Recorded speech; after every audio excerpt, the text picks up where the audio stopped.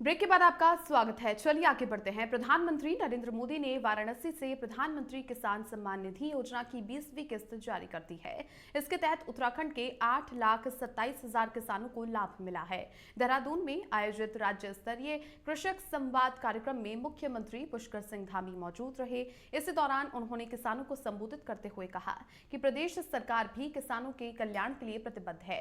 इसी दौरान उन्होंने राज्य में चल रही किसान हितैषी योजनाओं का जिक्र किया। कार्यक्रम में कृषि मंत्री गणेश जोशी और अन्य आलाधिकारी मौजूद रहे।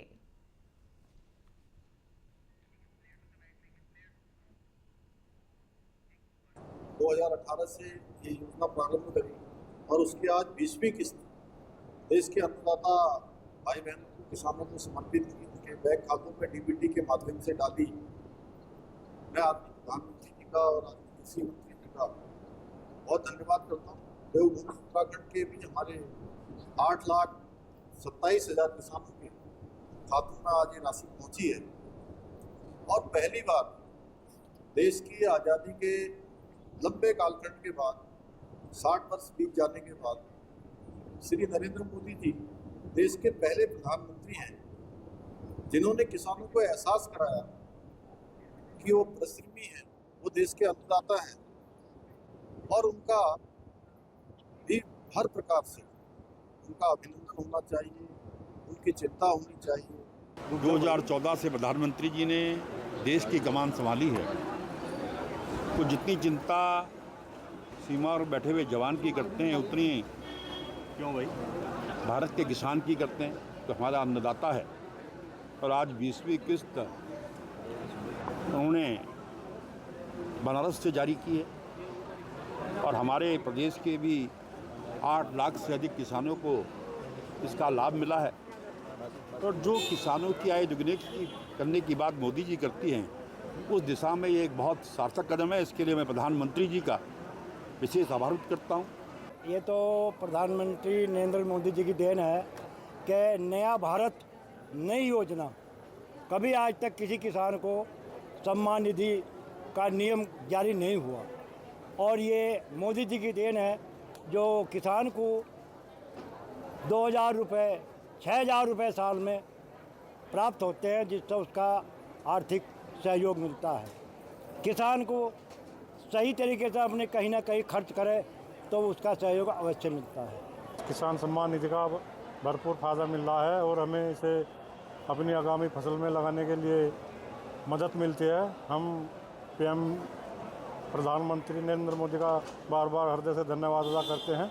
वह देश के हित के लिए बहुत अच्छा कार्य कर रहे हैं।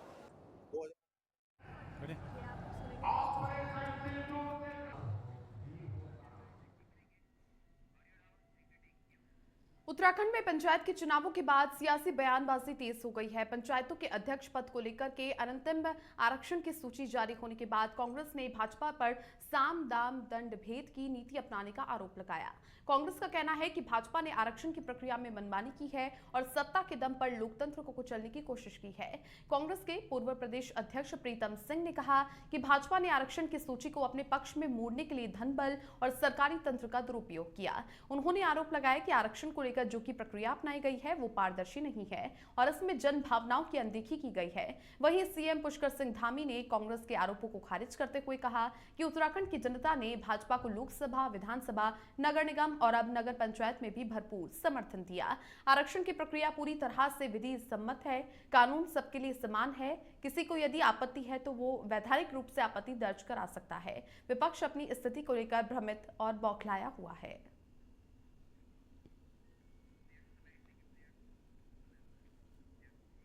देखिए, वो सब एक प्रक्रिया है, प्रक्रिया के तहत है और अभी उसके लिए सभी को समय दिया गया है और सभी अपनी आपत्तियां लगा सकते हैं और आपत्तियों का निस्तारण हो। मैं समझता हूँ कि अब ये वैसी ही बात हो गई जैसे हमने चुनाव जब घोषित किए थे, अपनी सिफारिश सरकार ने करी थी निर्वाचन आयोग पे कि आप चुनाव करवाइए, सरकार तैयार है। पहले कहते थे कि चुनाव नहीं हो रहे हैं, चुनाव नहीं होंगे, सरकार चुनाव नहीं कराना चाहती है, संविधान का गला घोट रही है। जब हम चुनाव कराने चले गए तो उन्होंने कोर्ट में भेज दिया कुछ लोगों को। जब कोर्ट का निर्णय आ गया तो कहने लगे कि आप ये मानसून है, आपदा का समय है, और रिजल्ट सबके सामने है। पूरे प्रदेश के अंदर हमारे त्रिस्तरीय पंचायत चुनाव प्रदेश की जनता ने हमेशा, जैसे लोकसभा के चुनाव, विधानसभा के चुनाव और निकाय के चुनाव में, उसी प्रकार से इन चुनावों में भाजपा के लोगों को चुनेगा। प्रेमानंद महाराज के वायरल बयान पर अब हिंदूवादी नेता साध्वी प्राची भी खुलकर मैदान में आ गई है। बॉयफ्रेंड गर्लफ्रेंड कल्चर को युवाओं का भविष्य तबाह करने वाला बताने वाले प्रेमानंद महाराज के बयान का जहां एक और विरोध हो रहा है, वहीं साध्वी प्राची ने इसे बिल्कुल सही करार दिया। साध्वी प्राची ने तल्ख अंदाज में कहा कि आज की महिलाएं शादी के बाद भी बॉयफ्रेंड बनाए रखती हैं, जिसके कारण मेरठ जैसी घटनाएं हो रही हैं, जहां महिलाएं अपने प्रेमी के लिए पति की हत्या तक कर रही हैं। उन्होंने प्रेमानंद महाराज का पक्ष लेते हुए कहा कि जब समाज की हकीकत ऐसी है तो सच्चाई बोलना गलत कैसे हो सकता है। पूज्य प्रेमानंद जी महाराज जी को मैं बहुत सम्मान करती, पूरा समाज करता है, और उनकी जो वक्तव्य होता है, उनकी जो प्रवचन होता है वो बहुत अच्छा होता है, समाज को दिशा देने का काम करता है। पूज्य महाराज जी ने किस उसको प्रकरण को लेकर की ये बात कही, लेकिन एक बात जरूर निकल के आई है कि जो बेटियां अपनी भारतीय संस्कृति को छोड़ करके वेस्टर्न कल्चर की तरफ दौड़ रही है, कई कई बॉयफ्रेंड रख रही है, वो घर नहीं बसा। त्रिस्तरीय पंचायत चुनावों की मतगणना समाप्त होते ही शासन ने शुक्रवार को जिला पंचायत अध्यक्ष पदों पर आरक्षण का निर्धारण कर इसकी अंतिम अधिसूचना जारी कर दी है, जिस पर 2 से 4 अगस्त के बीच आपत्तियां दर्ज कराई जा सकेंगी। वहीं आपत्तियों का निस्तारण 5 अगस्त को किया जाएगा, जिसके बाद 6 अगस्त को आरक्षण का अंतिम प्रकाशन किया जाएगा। 6 जिला पंचायतों में कमान नारी शक्ति के हाथों में रहेगी। अध्यक्ष के 5 पद सामान्य महिला और 1 पद अनुसूचित जाति महिला के लिए आरक्षित किया गया है। 4 पद अनारक्षित और 1 पद अनुसूचित जाति और अन्य पिछड़ा वर्ग के लिए आरक्षित किए गए हैं। उधर जिला पंचायत अध्यक्ष पदों पर आरक्षण निर्धारित होते ही राजनीतिक दलों के साथ ही संभावित दावेदार सक्रिय हो गए हैं।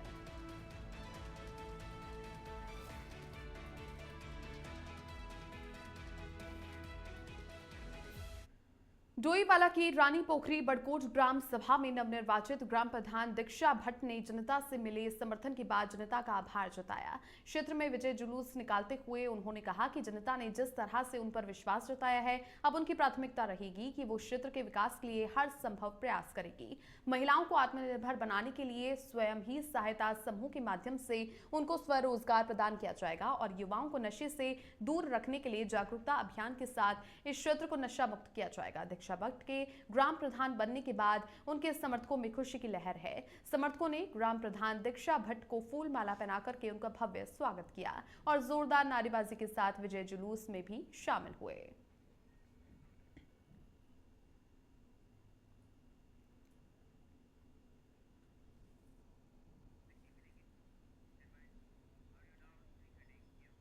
हरिद्वार के मैदानी इलाकों में बाढ़ का खतरा मंडराने लगा है। उत्तराखंड के पहाड़ों में लगातार हो रही बारिश का असर अब लक्सर और खानपुर जैसे ग्रामीण क्षेत्रों में दिखाई देने लगा है।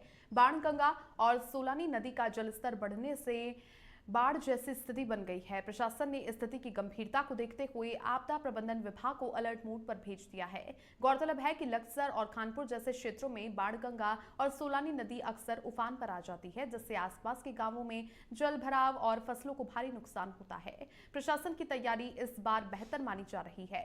जिलाधिकारी मयूर दीक्षित ने बाढ़ की आशंका को देखते हुए संबंधित विभागों को सख्त निर्देश दिए हैं। उन्होंने आपदा प्रबंधन से जुड़े हुए अधिकारियों को हर स्थिति के लिए तैयार रहने को कहा है। आपदा प्रबंधन अधिकारी मीरा रावत ने जानकारी दी है कि जिले में 12 बाढ़ चौकियां स्थापित की गई हैं, जिन्हें 24/7 एक्टिव मोड में रखा गया है। सभी चौकियों पर आवश्यक स्टाफ की तैनाती भी कर दी गई है। तो बारिश हो रही है हिमालय क्षेत्रों में, पहाड़ी जनपदों में, वहाँ पर हमने जो गंगा का जलस्तर है उसका लगातार मॉनिटरिंग कर रहे हैं। उसका 292 मीटर से ऊपर जलस्तर हो गया है। लक्सर और खानपुर के जो प्रभावित हो सकने वाले एरियाज़ हैं वहाँ पर हमारी बाढ़ चौकियाँ एक्टिव हैं। उप जिलाधिकारी को, पुलिस को और समस्त हमारे जो रेखी विभाग हैं सभी को अवगत करा दिया गया है कि वो अलर्ट पर रहें और अगर और जल स्तर बढ़ता है तो जो भी हमारे सेंसिटिव एरियाज हैं वहाँ पे अगर हमको कुछ इवैक्यूएशन करना हो या फिर खाद्य आदि की आपूर्ति जैसे भी करनी हो, उसके लिए जो हमारे रिलीफ कैंप्स है वो भी आइडेंटिफाई किए जा चुके हैं। तो हम लगातार वॉच कर रहे हैं इस सिचुएशन का। मानसून काल में जो है आपदाओं की संवेदनशीलता, खास करके बाढ़ की संवेदनशीलता को ध्यान में रखते हुए जो है हमारा जो जिला स्तर पर जो जिला आपातकालीन परिचालन केंद्र है, कंट्रोल रूम, वो 24/7 जो है सक्रिय है यहाँ पर, और यहाँ पे कार्मिकों की तैनाती की गई है। इसके अलावा जो है हर घंटे हम जो है भीमगौड़ा बैराज से जो है जलस्तर की सूचना प्राप्त करते हैं।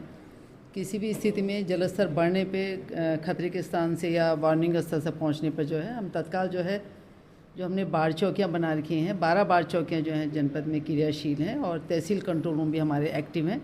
उन्हें सूचना तत्काल जो यहाँ से प्रसारित की जाए। चमोली के हेलंग में टीएचडीसी की ओर से निर्माणाधीन विष्णुगाड़ पीपलकोटी जल विद्युत परियोजना के डैम साइट हेलंग पर भूस्खलन हो गया, जिससे साइट पर काम कर रहे 8 मजदूर घायल हो गए। घटना की सूचना मिलते ही तहसील प्रशासन, पुलिस, एसडीआरएफ और स्वास्थ्य विभाग की टीमें मौके पर पहुंची, जहां पर रेस्क्यू करके सभी घायलों को चिकित्सालय में भर्ती करवाया गया।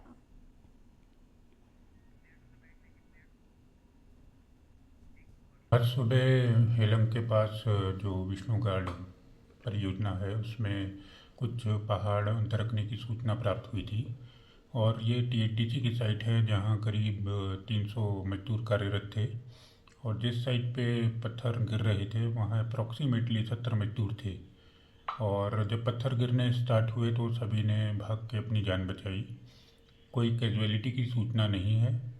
8 लोग घायल हुए थे जिनको टीएचडीसी परिसर पे ही फर्स्ट ट्रीटमेंट दिया गया है, और 4 लोग जिनको थोड़ी गंभीर चोटें थीं उनको पीपलकोटी रुड़की के मलकपुर चुंगी स्थित होटल श्रीनिवास में सिविल लाइन से पुलिस और एंटी ह्यूमन ट्रैफिकिंग यूनिट ने बड़ी कार्रवाई करते हुए देह व्यापार के रैकेट का पर्दाफाश किया। छापेमारी के दौरान 8 युवतियों और 5 युवकों को आपत्तिजनक हालत में हिरासत में लिया गया, जिनमें होटल का मैनेजर भी शामिल है। पुलिस को मिली गुप्त सूचना के आधार पर ही कार्रवाई की गई। बताया जा रहा है कि होटल में लंबे समय से सेक्स रैकेट संचालित हो रहा था और ग्राहकों की डिमांड पर युवतियों को बाहर भी भेजा जाता था। कोतवाली प्रभारी मणिभूषण श्रीवास्तव ने बताया कि सभी आरोपियों से पूछताछ की जा रही है और कार्रवाई पूरी होने के बाद उनके नामों का खुलासा किया जाएगा। फिलहाल पुलिस ने होटल से आपत्तिजनक सामग्री भी बरामद की है और मामले की गहन जांच की जा रही है। इस खुलासे से इलाके में हड़कंप मच गया है। रुड़की क्षेत्र में लगातार देह व्यापार के मामलों में शिकायतें पुलिस को प्राप्त होती रही हैं। इस संबंध में हमारी ASTU की team, anti human trafficking unit, लगातार कार्य कर रही थी, और इसमें एक सूचना के आधार पर रुड़की के होटल में छापामारी करते हुए करीब 8 महिलाएं और 5 पुरुषों को पुलिस के द्वारा पकड़ा गया है। इनमें देह व्यापार अधिनियम के तहत कार्रवाई की जा रही है, और इस संबंध में जो भी आवश्यक वैधानिक कार्रवाई है या किन परिस्थितियों में इनको वहाँ लाया गया था, अगर कोई भी और इसमें इन्वॉल्व रहेगा उसके खिलाफ भी सख्त। इस बुलेटिन में फिलहाल के लिए इतना ही। आप देखते रहिए इंडिया अहेड। नमस्कार।